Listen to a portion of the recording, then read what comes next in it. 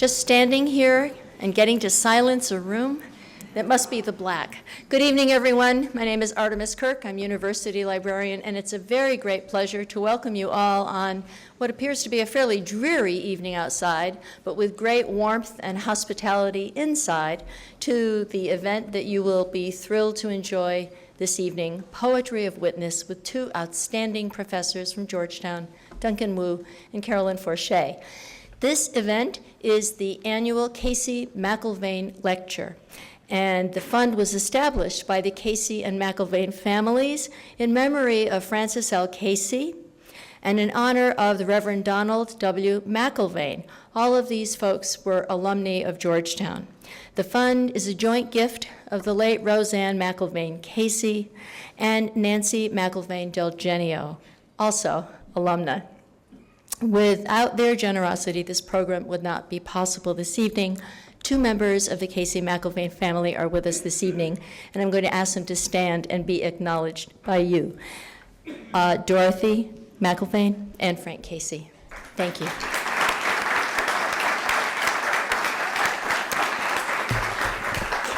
Thank you very, very much. I'd also like to welcome and introduce to you members of the Georgetown University Library Board who are here this evening. They are our staunchest supporters, and without their help, many things would not be possible at the Georgetown University Library. So, dear wonderful Library Board members, won't you stand and be acknowledged by the audience as well?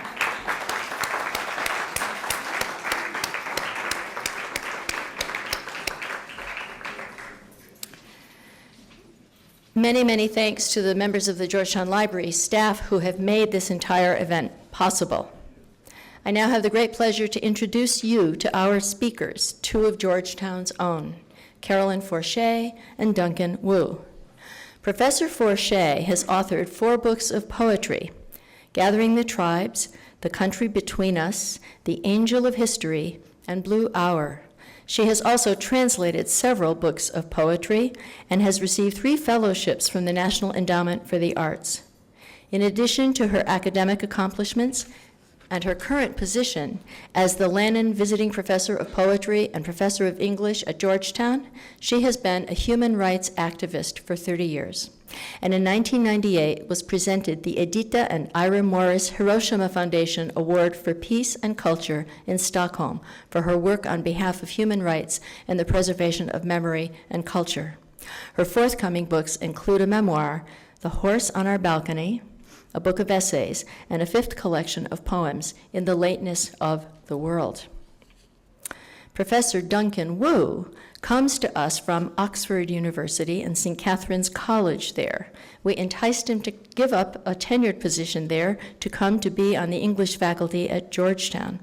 He has authored a number of books, too numerous to mention, principally in the areas of romantic studies and contemporary British drama. Over the years, he has written for several British newspapers, is on 2 editorial boards, and is an editor of the scholarly journal Notes and Queries, published by Oxford University Press. Poetry of Witness is an anthology, a collaboration with these 2 authors and writers. It is also, in some ways, not a sequel, but a follow-on to another book that Carolyn Forché had edited called Against Forgetting. These poets mentioned in the anthology and whose poems you can read have witnessed war, imprisonment, torture, and slavery. It echoes Professor Forché's groundbreaking scholarship on the full range of human experience and combining the personal and political. You will recognize many poets when you take a look at the book. You will see that they have witnessed slavery and other horrors of war. In essence, this book will be something to read and to cry over, and it's somewhat difficult to read, but it's terribly important to do so.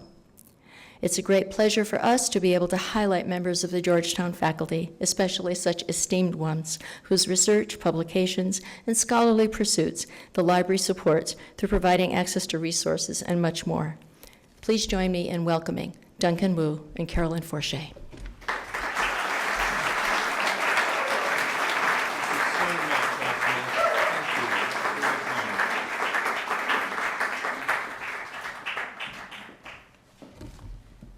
Good evening, everybody. Can everybody hear me? I do hope so. If I stop being audible, can you wave vigorously, even shout? I do want to thank Artemis for that very kind introduction. We're very lucky to have Artemis as our librarian. And I also want to say how honored Carolyn and I both are by being asked to deliver this lecture. What we're going to begin by doing is just to say a little about each other, say a little bit more about the anthology itself, and then to talk about a few of the writers in it. So I'd like to begin by saying a few words about my co-editor, Carolyn Forché. I've got a little script here in which I say that Carolyn is one of the most respected poets in this country, but as I was reading that script on the way here, it struck me that that is a rather lukewarm way of saying what I really think. And what better way of beginning a lecture than by saying what you really think about someone. What I really think about Carolyn is that she's unquestionably the best living poet in America today. And I say that for all kinds of reasons. I spend a lot of time reading modern poetry, especially contemporary poetry. It strikes me that of all the poets I read, she is unquestionably one of those who has maintained a very, very high quality of published work throughout the many years she's been writing and publishing. One of the problems with poets, once they gain a certain amount of recognition, is that they start churning out books every so often. They have to do that because they're part of an industry. They're part of an industry of which universities are part and of which publishing houses are another part. It seems to me that in a strange way, Carolyn has remained somehow outside that system. She's resisted all of the pressures that are on modern poets to produce this constant stream of books. And the result of that has been that the quality of her work has remained very high indeed. And the beneficiaries of that are her readers, us.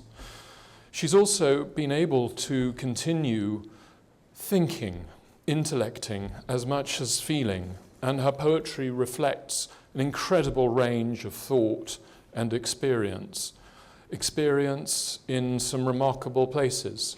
She's been to the world's trouble spots, South Africa, El Salvador, the Lebanon, and Northern Ireland, in times of incredible tension.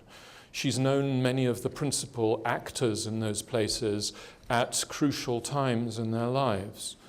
And all of that experience has fed into her poetry to create this incredible corpus of poetry. It seems to me that of all the poets alive at the moment, there's nobody better equipped to write and think about this rather important subject, the poetry of witness. Poetry of Witness is an effort to understand the impress of extremity upon the poetic imagination. What happens to the poets and the languages of the poets who have experienced warfare, military occupation, house arrest, forced exile, imprisonment, and other forms of state-imposed suffering? Many poets have endured these experiences during the 20th and early 21st centuries throughout the world.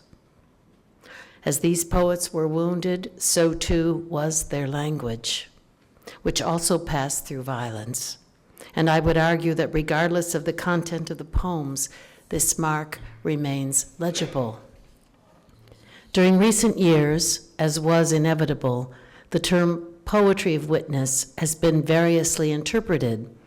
Witness has come to refer much of the time to the person of the poet, much as it refers to a man or woman testifying under oath in a court of law. Poets of witness have been considered by some to be engaged in writing documentary literature or poetic reportage, and in the mode of political confessionalism.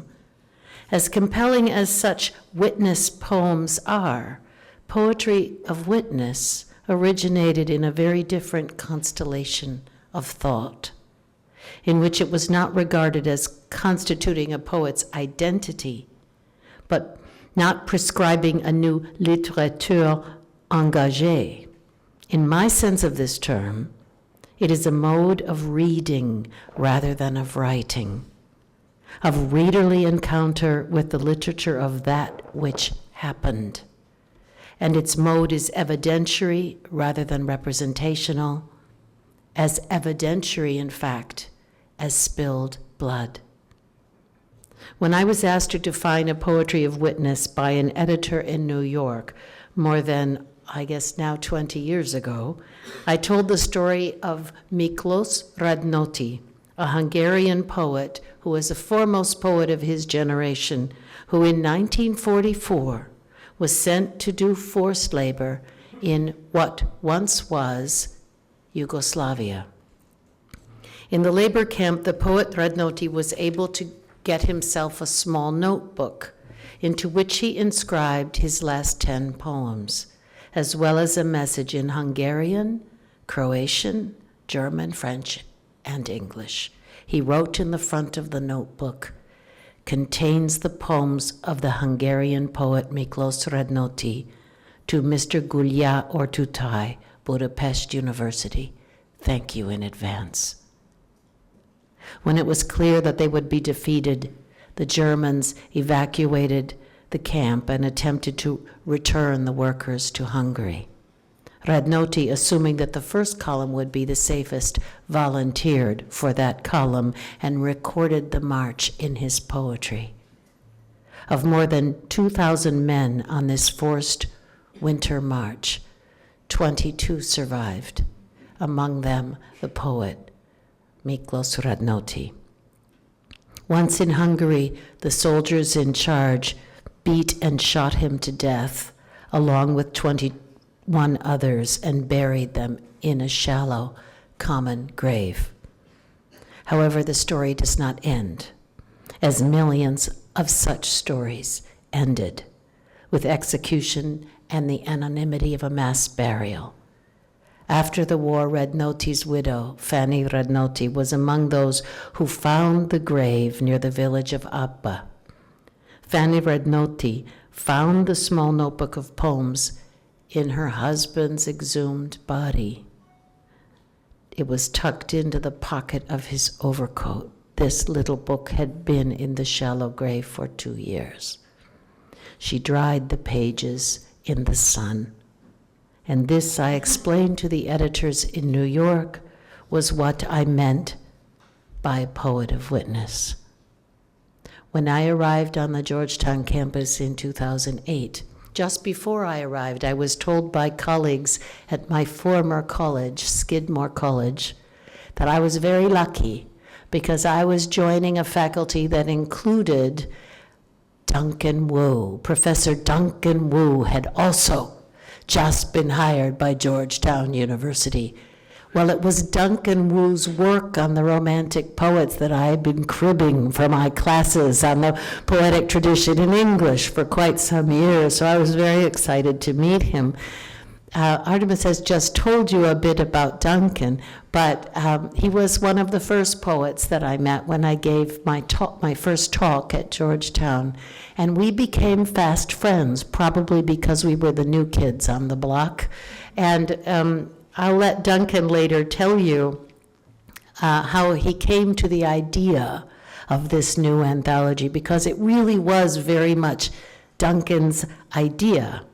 And so, and I find him to be a brilliant scholar and an amazing colleague to collaborate with. He's tireless and enthusiastic, and he said, listen, I think we can read back through 500 years of English language poetry, and what we'll find is not a host of ivory tower poets, but something very different. He said, I really think that what we'll see is that the poets of the English language have, by and large, most of them been poets of witness.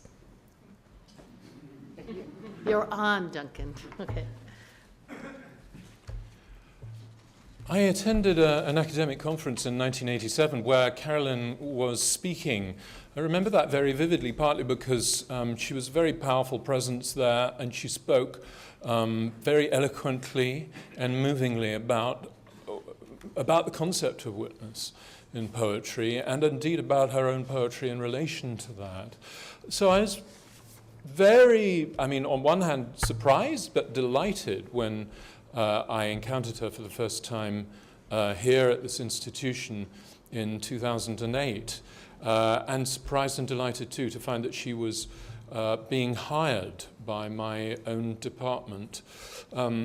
We got on very well, and we began talking quite soon after she came here about the concept of poetry of witness, and indeed the conversation she's just described took place almost exactly as she says it did.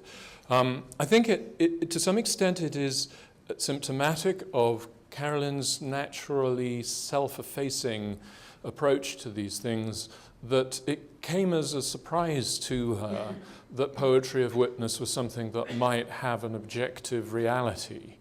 I remember her saying to me, of course, it's an invention. I made it up. It doesn't really exist. She said those words, it doesn't really exist. And I suppose in my arrogance, I turned to her and told her she was wrong, that it did exist, it did have an objective reality, and that was provable. Little did I realize at that moment that I was getting myself into years of work and years of justification. But we did begin that work. We began it almost immediately just by talking about the different ways in which poetry of witness did exist among quite famous writers. And as I continued to work with Carolyn on it, I began to discover other writers, some of whom I hadn't really read before, some of whom I didn't know anything about, such as James Orr, one of the United Irishmen who was involved in the uprising of the United Irishmen in 1798, and who wrote a poem about a battle he participated in called Donegal Hill. It's a remarkable poem, and it's perhaps one of the few eyewitness accounts we have of the uprising of the United Irishmen in that remarkable year. We've also included in our anthology the writings of many men and women who lobbied against slavery at a time when to do so was to place oneself in harm's way. I'm talking about people like, for instance, Eliza Lee Follen. She's an American writer who was cast out, literally cast out of polite society when she wrote poems and pamphlets campaigning for the abolition of slavery. There's Eliza Hamilton Dunlop, an Australian woman who wrote poems about the Australian Aborigines. She had the temerity to portray the Aborigines as human beings, not as animals. And there's Lydia Maria Child, a Bostonian who suffered complete ostracism when she proposed abolition in print. So Poetry of Witness gave us an opportunity to take a very close look at the writings of a number of people who had, in one way or another, been neglected by academics and by readers alike. And we looked very closely at some of those poems. And what we found there were some really neglected gems, some great poems that have been unjustly overlooked. In addition, there are many soldiers in this book. It would be wrong to say we sought out war poetry. We realized immediately that by seeking out war poetry, we would be falling into a kind of trap. So we didn't do that. But one way or another, we came across many writers who happened to have been soldiers in their past. Many of the poems we have here were written on the battlefield. We've also, though, looked for poems that testified to the long-term traumatic effects of wartime experience. Selecting, for instance, the poetry of John Bunyan. I don't know how many people here knew that John Bunyan was a soldier, but certainly the Pilgrim's Progress was affected by his experience of the English Civil War. He was indeed nearly killed in the Civil War at the Siege of Oxford. And we also looked at the poetry of George Wither, a poet who wrote a sonnet sequence about his experiences on the battlefield. Men sprawling in their blood we now do see, grim postures of the dying and the slain. It sounds almost like reportage, doesn't it? It sounds as if we're there with him, looking at the wreckage. We've also included poetry by the Earl of Rochester, who fought in the 4 days battle between the English and the Dutch, one of the bloodiest conflicts in British history during the 17th century. If there were ever a poet who suffered from post-traumatic stress disorder, it was Rochester. When he returned to London, he was, his biographers tells us, continually drunk for 5 years together. 5 years! He was involved in assaults on the actor Thomas Killigrew and the poet John Dryden. He was seen around town posing as a physician by the name of Dr. Alexander Bendo, and he was involved in countless duels and brawls. He reminds me of another more recent poet in our volume who also suffered from PTSD, though of a less florid kind, Edmund Blunden, who fought on the Western Front during the First World War and survived 3 gas attacks, proving a soldier of extraordinary courage and stamina.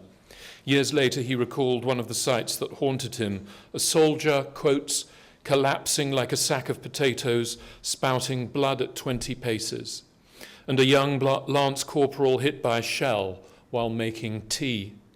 Never would he forget, quotes, the gobbets of blackening flesh, the earth wall sotted with blood, the eye under the duckboard, the pulpy bone. Though he would become an English professor, that experience never left him, and it terrorized his conscious and unconscious life until the day he died. While working on this book, we uncovered many interesting passages in the lives of well-known writers. I've loved Whitman's poetry for years, but didn't know until I researched this anthology that it was here in Washington, D.C., and in fact, literally here at Georgetown University, that he worked as a wound dresser during the American Civil War. He would travel to the Patent Office, now the National Portrait Gallery, the South Lawn of the White House, and, in fact, Dumbarton Church on Dumbarton Street, where wounded soldiers were sheltered in makeshift hospitals, and write letters at their dictation. He spoke lovingly to them. Sometimes he even kissed them, exposing himself to pneumonia, typhoid, malaria, and diarrhea. Some of his greatest poems, published as drum taps in 1865, came out of that traumatic experience. Or to take another one, there was Herman Melville, who had seen enough human suffering as a sailor, including 163 floggings, a man permanently crippled by a fall from a mizzen topsail yard, and 5 deaths, to make him hostile to war of any kind. All the same, he regarded slavery as a grave evil and accepted the necessity for civil war. He knew the cost would be great, and he was horrified by the first battle of Bull Run, known as the First Manassas, on the 21st of July, 1861, the largest and bloodiest encounter in the Civil War up to that point, with the death toll of 460 Union soldiers and 387 Confederates. In April 1864, he obtained a pass to visit the Union Army in Vienna, Virginia, where his cousin, Henry Gansevoort, was stationed, and he accompanied the New York cavalrymen on a 2-day trip into the wilderness where John Singleton Mosby and his partisan Rangers were operating. Their adventures provided Melville with material for his only Civil War poem based on first-hand experience, The Scout Toward Aldie, and we published the entire thing in our anthology. I'd like to talk about a poet who's probably important, really important to particularly Georgetown University, a Jesuit poet. Among the Catholic priests who were poets at the time, Elizabeth I made it treasonous to practice anything but the state religion, was St. Robert Southwell of the Society of Jesus, who was arrested while attempting to celebrate Mass at a private residence. He was manacled at the wrists with his feet standing upon the ground and his hands but as high as he can reach against the wall, and subjected to a form of torture by which internal injury was afflicted without causing outward marks on the body. Southwell was almost dead when they cut him down. He spent the next 2.5 years in solitary confinement in the Tower of London and later at Newgate. Found guilty of being a priest, he was punished by being drawn to Tyburn upon a hurdle, there to be hanged and cut down alive, his bowels to be burned before his face, his head to be stricken off, his body to be quartered and disposed at Her Majesty's pleasure. He was canonized one of the English martyrs in 1970. Here are some lines from his poem, I Die Alive. I live, but such a life as ever dies. I die, but such a death as never ends. My death to end my dying life denies, and my life, my living death, no whit amends. Thus still I die, yet still I do revive. My living death by dying life is fed. Grace more than nature keeps my heart alive, whose idle hopes and vain desires are dead. That's a great poem, I think. He was a near contemporary of Shakespeare, and he has to be very close in quality to Shakespeare when he's writing at his best. Of all the writers in poetry of witness, few had so eventful a life as John Boyle O'Reilly.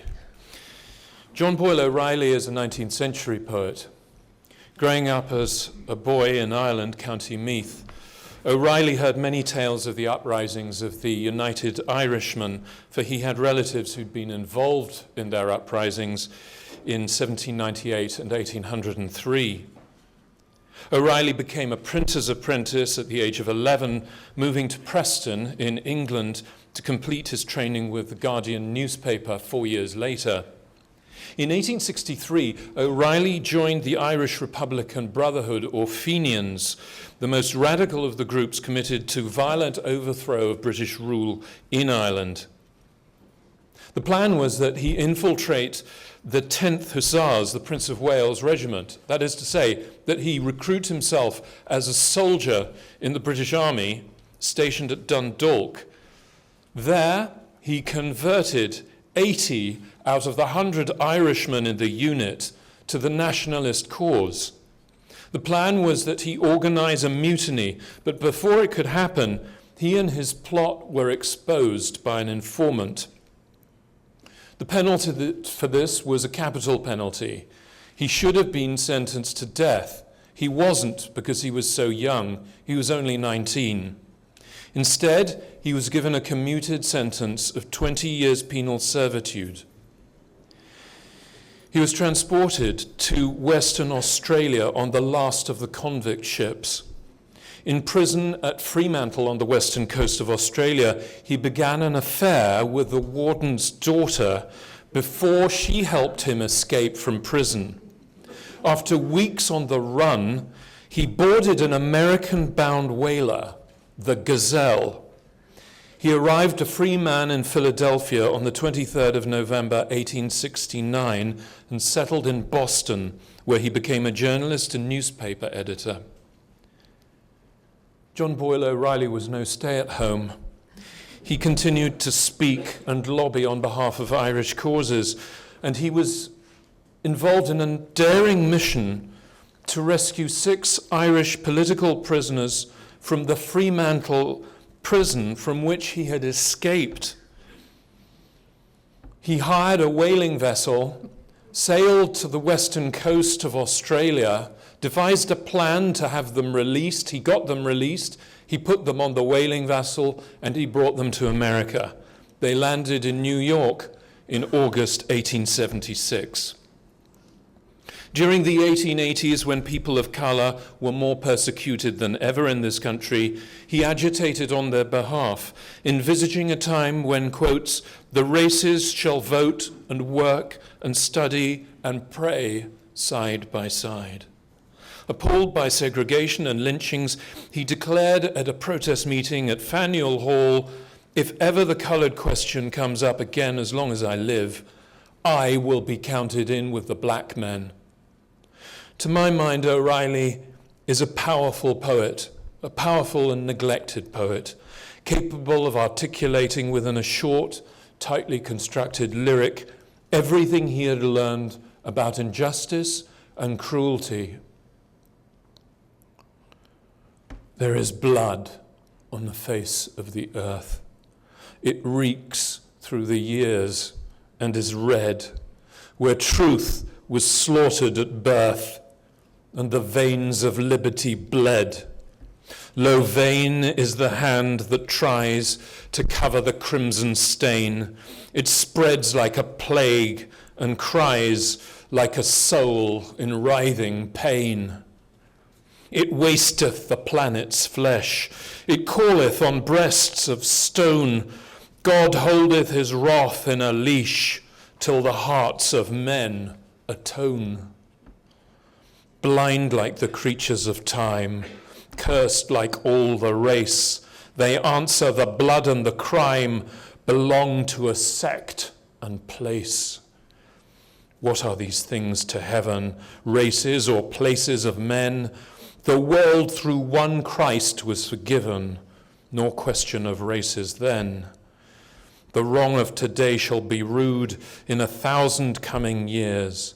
The debt must be paid in blood, the interest in tears. Shall none stand up for right when the evil passes by?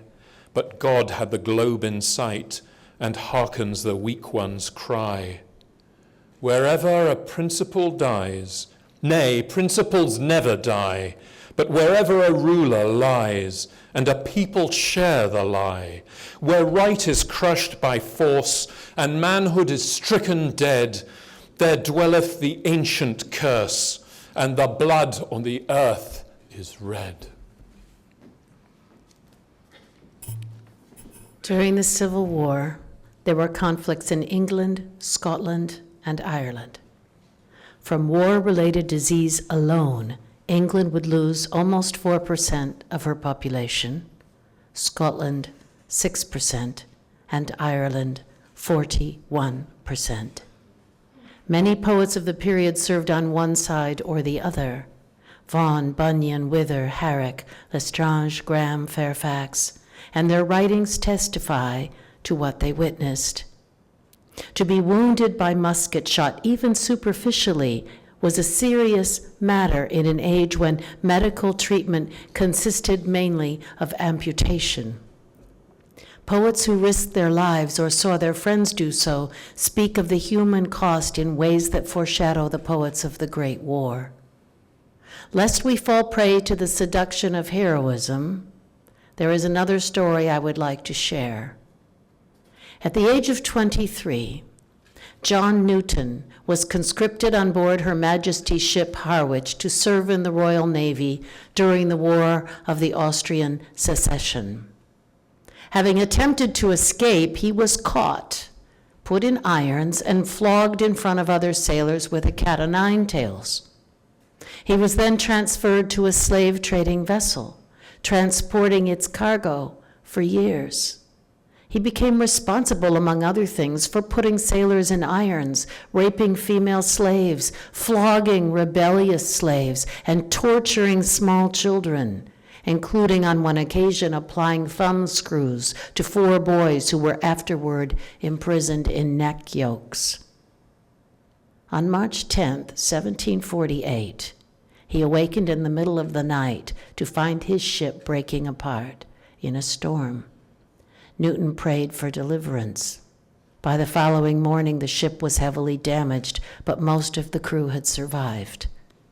Though he continued as a slave trader until 1755, Newton began to read the Bible, committing himself to a form of evangelical Calvinism, and repented his past, turning eventually to the abolitionist cause.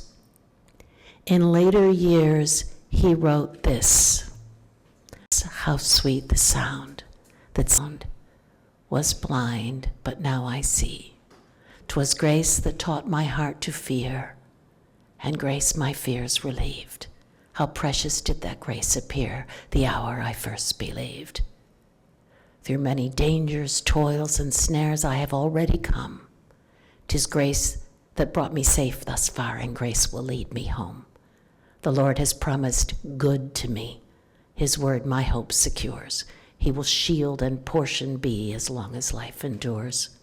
Yes, when this flesh and heart shall fail and mortal life shall cease, I shall possess within the veil a life of joy and peace. The earth shall soon dissolve like snow, the sun forbear to shine. But God, who called me here below, will be forever mine."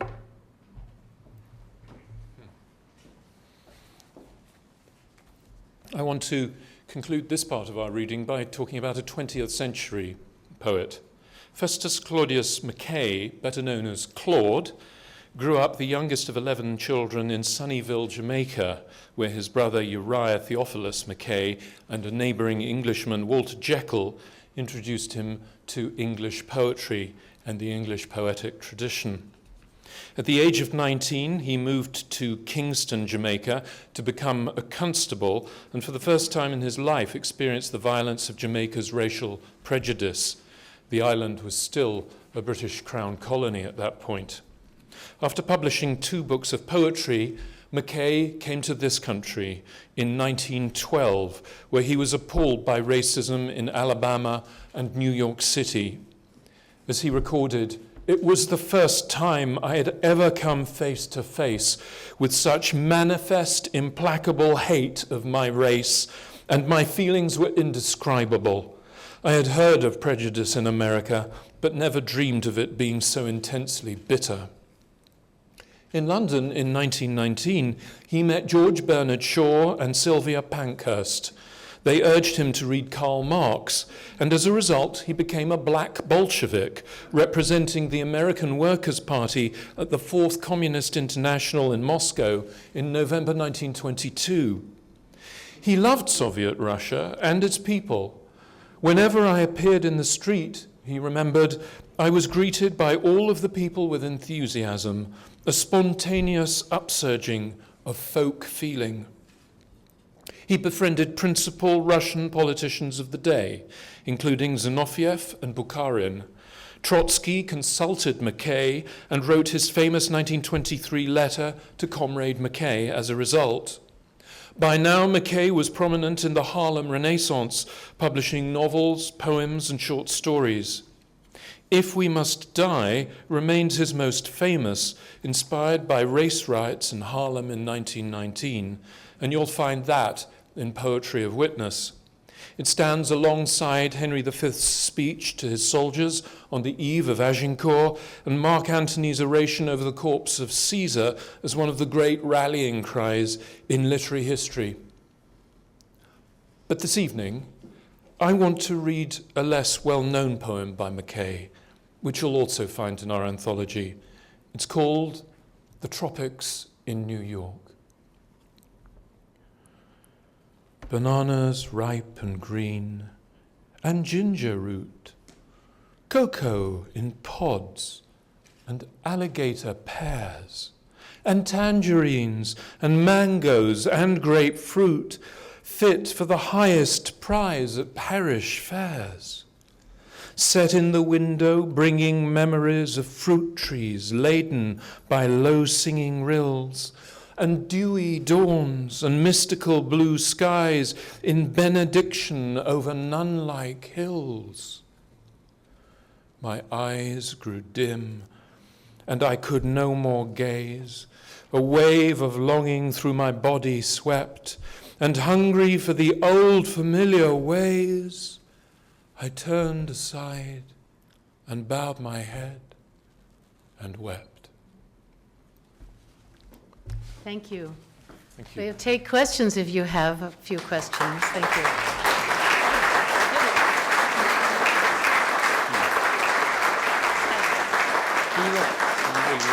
You take the question. Does anyone have? Thank you very much. Thank you. And we'll sign books, but if you have questions, we'll try to answer. If not, we'll adjourn to a more of the reception and casual talking. Yes. Did you find poems in any other languages that you felt should be translated into English, that had been translated?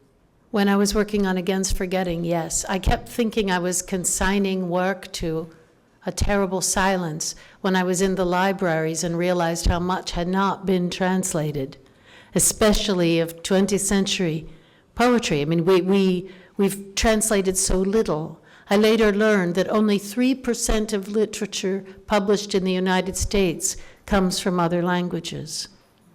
We mostly don't translate. I was unable to publish anything other than an existing translation, and that was very difficult because I was unable to commission translators to work on this other work. But if I live another 100 years, I will go to the library and try to gather some of this and bring it into English. We're missing a great deal, and we're quite deprived here. You know, we suffer from the poverty of our ignorance of the rest of the world. So, yeah. Don't go so far away. You might have to answer a question. Very good job. Keep going. All right. Would you? Yes, Artemis. So you've worked on this together, you've reviewed 500 years of poetry. I'm sure it took an inordinate amount of time just to read through things and to select. Did you establish criteria for inclusion, or did you just read the poems and decide to include things that you felt were compelling in their own right? There were two criteria for inclusion. One was it had to be by a poet of witness. The other was it had to be absolutely brilliant. And the poets had to be dead. Yeah. And this really helped us with the 20th century. Yeah. Yeah. And there's no overlap between Against Forgetting and the Poetry of Witness. We didn't include in the Poetry of Witness poets who'd already appeared in Against Forgetting. So that's why they're not there. And although they're not sequential volumes, they do have a relation to each other. And really, all of the poets included suffered one of the forms of extremity that I mentioned earlier, and these have to do with the depredations of the state. In other words, I didn't study mental illness or other forms of suffering. I studied suffering that was collectively born as a result of wars and political actions and so on. So it was quite an interesting project. After Against Forgetting, I swore I'd never do another one. You know, anthologies are really very challenging. But Duncan persuaded me right outside this building, walking along, in fact. It was right? It was right outside this building that he convinced me. That's because it was a nice day, and I wasn't thinking. And I was on my way to class, and I was thinking of something else. So I said, of course, we can do it, you know. Well, anyway, it's done, but yes. Were there any poets that you kind of regret not including in Against Forgetting? Or? Yes. In Against Forgetting, the problem was there were many poets writing in Asian languages and African languages that hadn't been translated. Also, women had many hurdles. They had to survive the wars. You know that of the 100 million or so people on Earth who died during wartime in the 20th century, 60 million of them were women and children, not combatants. So they had to survive. They had to have been educated and had a life that would allow them to write. And if writing in other languages, they had to come to the attention of translators and been published in translation, which are a series of hurdles that are almost insurmountable. So I had gathered, nevertheless, 4 times the amount of poetry that was finally published in the first volume, and I could have done 4 more volumes. Norton kept restricting me. And I snuck up on them and put 200 more pages than they allowed at the very end, but then it was too late, and so they had to expand it. Fine, but they wouldn't give it to me. And so if I can, I'll eventually get that all out too. But I think what's missing, the women, the African poets, and the Asian poets need more space. That's what I would say we're primarily missing. And also, there are some European poets missing because I had so many European poets that I had to cut some of the European poets.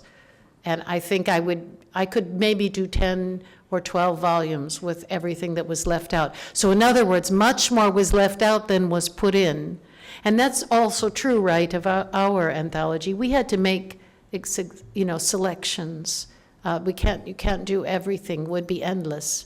But Duncan did a terrific and heroic job of figuring all of this out. And he was really my guide with this volume because he's brilliant on the subject of the history and tradition of poetry in the English language. And these poets from the English language come from all over the world, from all Anglophone countries and cultures. It's not a strictly British proposition or British American. And I hope you'll enjoy it. Makes a good Christmas present. And I will now welcome you to join the reception. Thank you.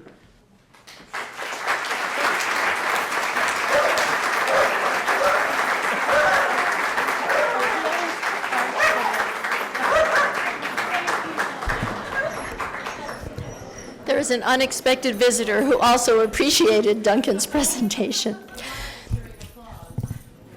One of the goals of the Casey-McIlvane lectures is to bring stories and reporters and poets and literary figures and Jesuits to the attention of the university. And I think tonight's speakers embodied everything to talk about justice, to talk about the horrors of suffering, and to do so witnessing the wonderful poetry that can emerge, hard though it is to read, and I'm a witness to say, both Against Forgetting and Poetry a Witness are spectacular books. They're hard, but they are terribly important to read, lest we forget a huge portion of culture derived from poetry of witness. Thank you, Frank. Thank you, Dorothy. Thank you all, library associates, and all of you who have come to hear 2 extraordinary people from Georgetown University. I hope we will continue to do programs like this. With your support, we will. With your support, we will continue to acquire more wonderful resources for the Georgetown Library so that people like Duncan and Carolyn and their students, and thank you students for coming, can continue to learn and to create their own culture from the culture that they are presenting to us now. Join me once again, please, in thanking Carolyn and Duncan.